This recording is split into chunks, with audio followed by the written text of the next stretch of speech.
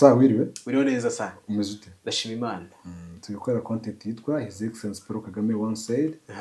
Ndashaka kujya twibukiranya amagambo yavuze nk'urubyiruko yagira icyo aduhindurira. Wow, that's great. Turashaka ko tubwira ijambo rero weho ryagukozeho nyine ryagira icyo rihindura n'abandi bataryumvishije.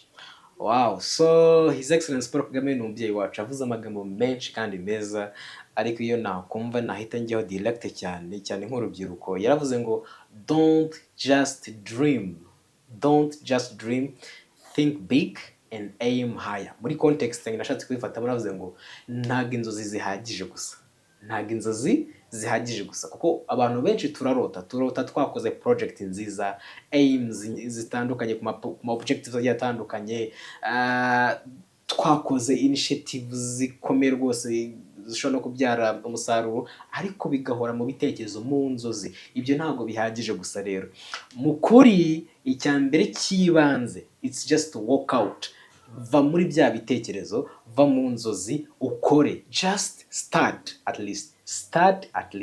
So nkunda no kwivuga ngo nanjye burya ngo navuze ngo do not ever wait any next second.